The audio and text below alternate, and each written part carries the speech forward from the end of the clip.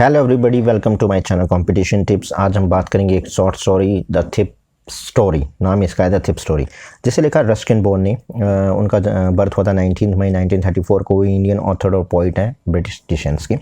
ये कहानी है एक ऐसे यंग बॉय की जो दोस्ती करता है, इन फ्रेंडशिप करता है अनिल के साथ। और वो अनिल का पूरा भरोसा जीत लेता है और उसकी अनिल उसे नौकरी पे भी रख लेता है। क्या वो, अब इस कहानी में बताया गया कि वो जो बॉय था, यंग बॉय, क्या वो अनिल के भरोसे को बनाए रखता है, ट्रस्ट को बनाए रखता है, उसका तोड़ता है। तो ये कहानी में दो ही मेन कैरेक्टर हैं, एक अनिल जो 25 ईयर का है, पतला सा है, और एक है हरी सिंह। ये उसका नकली नाम है, असली नाम नहीं है।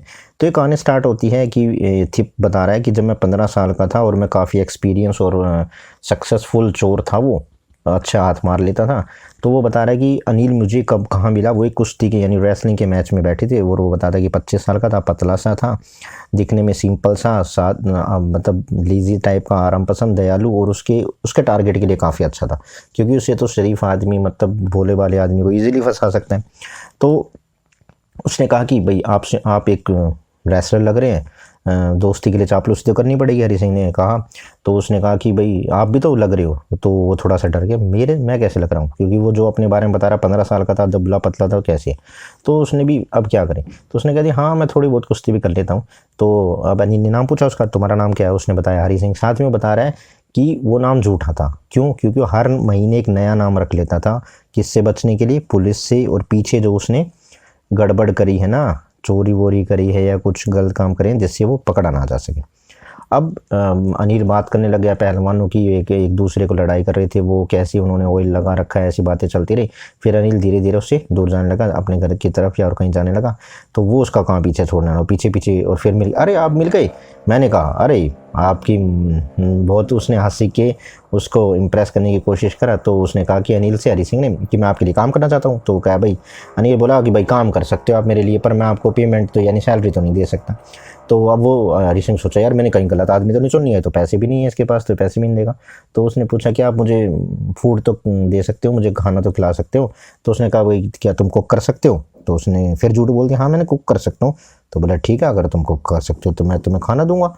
अब वो उसे ले गया जमुना स्वीट पे। जमुना स्वीट के ऊपर उसकी जो कमरा था, यानी कि जो रूम था, वहाँ पे था। और उसने कहा तुम इस बालकनी में सो जाओ तुम। और जहाँ तक खाने की बात है, तो उस रात उसने, हरी सिंह ने जो खाना बनाया बिल्कुल ही टेरिबल था, बिल्कुल बकवास था, क्योंकि अनिल ने वो सारा खाना कुत्तों को दे दिया था। और उससे कहा था तुम भाग जाओ, लेकिन मैं कहाँ मानने वाला था। हरी सिंह बता रहा, वो बड़ी सी स्माइल से उसके पीछे पीछे लगा रहा, और उसको भी हंसी आ गई। उसने कहा ठीक है, उसके हाथ पे कहा कि भाई ठीक है, मैं तुम्हें पढ़ाऊँगा, तुम्हें अपना नाम लिखना सिखाऊँगा, और तुम्हें इतना पढ़ा दूँगा कि तुम पूरा सेंटेंस लिख पाओ, नंबर्स कैलकुलेट कर पाओ। ये उसे लगा कि ये उसने बहुत सही है, ये तो यार अगर मुझे पढ़ना लिखना आ गया ना, तो मैं तो फिर मेरी जो इनकम है ना, उसका कोई सोर्स ही नहीं रहेगा, इतने ज़्यादा पैसे कमाऊँगा। अब वो उसके लिए काम करना बहुत आसान था। सुबह चाय बना दो और थोड़ा बहुत काम कर लो, और ऐसे करते करते भी पैसे बना रहा था वो, यानी 1 रुपये दिन के हिसाब से पैसे बना रहा था। अब वो अनिल के बारे में बता रहा है कि उसकी लाइफ कैसी थी। वो कह रहा है कि वो 1 हफ्ते उधार लेता, बोरो करता, और अगले हफ्ते से चुका देता था। और वो फिर पूरे हफ्ते अपने चेक के लिए बेचारा वरीड करता रहता, चिंता में रहता। और जैसे उसे चेक मिल जाता, यानी कि उसे पैसे रिसीव हो जाते, तो वो फिर बाहर घूमने चला जाता। वो कह रहा है कि शायद वो किसी मैगजीन्स के लिए लिखता था, और उससे उसके काम चल रहा था।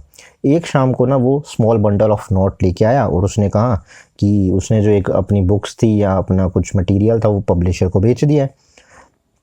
और उसने वो पैसे ना कहाँ रख दिए, गद्दे यानी मैट्रेस के नीचे रख दिए। अब अनिल के यहाँ पे हरी सिंह को काम करते हुए लगभग 1 महीना हो चुका था, और उसे लगा कि भाई ये छोटे मोटे काम से तो कुछ चलेगा नहीं, अगर मैंने कुछ बड़ी चोरी नहीं करी तो फिर मेरा आदत ही छूट जाएगी, मैं तो चोर हूँ, मैं कैसे हूँगा। और इतना अच्छा से मैंने उसका बिलीव जीत लिया अनिल का, अब कुछ ना कुछ तो करना ही पड़ेगा। तो अब वो बता रहा है कि भाई यही लूटना ज़्यादा कठिन कैसे होता है।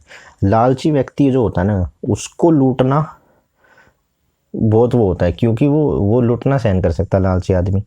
पर लेकिन जो एक ऑर्डिनरी होता है ना, जो केयरलेस होता है, उस व्यक्ति को लूटना बहुत कठिन होता है। कभी कभी तो इतना केयरलेस होता है, उसे पता ही नहीं होता कि भाई तुम लूट भी चुके हो, तुम्हारे कोई चोरी कर सका। हाँ, अब समय था कि मैं अपना काम करूँ, उसने सोचा। और अपने नहीं तो मेरा प्रैक्टिस छूट जाएगी। तो उसने कहा भाई चलो, और दूसरी बात है मुझे भाई अनिल तो पेमेंट भी नहीं करता, मुझे पैसे भी नहीं मिलते काम के, तो क्या करा। अब क्या हुआ, अनिल सो गया। मून की लाइट थी और बिस्तर पे था, और उसने सोचा कि भाई मैं अगर इसके पैसे चुरा लूँ तो मैं 10:30 10:30 पे जो लखनऊ जाती है ना ट्रेन, उसको पकड़ लूँ आराम से। वो धीरे से, यानी बालकनी में सो रहा था, वहाँ से निकला कंबल से, धीरे धीरे रेंग के गया बिस्तर के पास। अनिल शांति से बिल्कुल ईजीली सो रहा था, उसके चेहरे पर बिल्कुल मतलब आराम से, कोई फिक्र के भाव नहीं थे। अब उसने क्या करा, धीरे से हाथ डाला अंदर कंबल में और पैसे निकाल लिए। थोड़ा सा अनिल ने हालांकि करवट बदली, लेकिन उसे वो जगह नहीं, और वो पैसे लेके जल्दी से कमरे से निकला और भाग लिया। पजामे के नाड़े के नीचे बांध दिए थे उसने, यानी कि जो पजामा था उसमें जो रस्सी होती है उसके नीचे बांध दिए और भागा। फिर थोड़ी वो आगे जाके वो धीरे धीरे नॉर्मल स्पीड से चलने लग गया। उसने फिर चलने लगा और पैसे गिने तो देखे 50-50 के नोट थे, और 50-50 के नोट थे, और वो कुल जो मतलब अमाउंट थी वो गड्डी की, वो 600 रुपीज़ थी। और बोला अब तो भाई 600 रुपये हो गया, मैं एक अरब की तरह कम से कम हफ्ते 2 हफ्ते तो रह ही सकता हूँ। लेकिन वो क्या हुआ, पहुँचा, स्टेशन पहुँचा, टिकट घर पे तो कभी रुका ही नहीं, क्योंकि उसने ज़िंदगी में कभी टिकट खरीदी, सीधा प्लेटफॉर्म पे भागा। लखनऊ वाली एक्सप्रेस जो उसने सोची थी वो आ ही रही थी, गाड़ी स्पीड भी पकड़नी शुरू हुई थी, मतलब अभी तेज़ नहीं, आराम से डिब्बे में किसी में भी चढ़ सकता था ट्रेन में। लेकिन वो कुछ हिचक गया, कुछ उसको ऐसा लगा कि नहीं, वो रुक गया, और उसे भागने का मौका था, मतलब ट्रेन बिल्कुल सामने थी, लेकिन वो नहीं हुआ, और ट्रेन तो चली गई। वो बिल्कुल अकेला, प्लेटफॉर्म पे कोई नहीं। अब वो बोला कि अब मैं रात को कहाँ बिताऊँगा, मेरा तो कोई दोस्त भी नहीं है। मेरा एक ही दोस्त, मैं जिसको एक कोई जानता था अनिल को, उसको तो मैं अभी ठग के आ रहा हूँ। अब अगर मैं किसी पास के होटल में रुकूँगा तो वो क्यूरियोसिटी होगी भाई ये कहाँ से आ गया, और फिर वो मेरे पर शक करेंगे, तो मैं ये रिस्क तो नहीं ले सकता।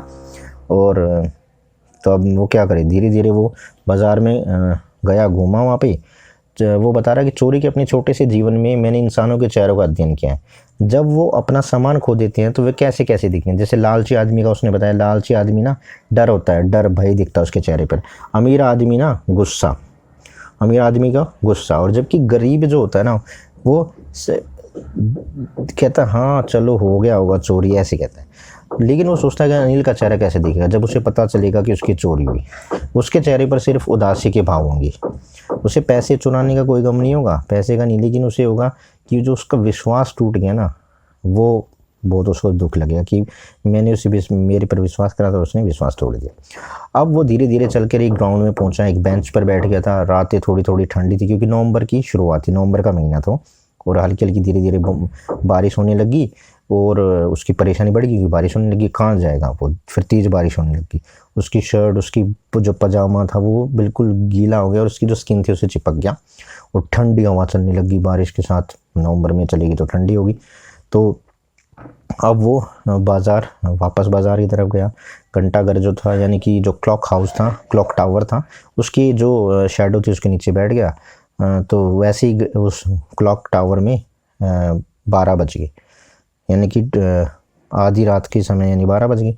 वो उसने नोट को देखा, अरे ये तो गीले हो गए, अब क्या करें। अनिल के पैसे थे, शायद वो कह रहा है कि शायद सुबह होने पर वो मुझे फिल्म्स के लिए दे सकता था,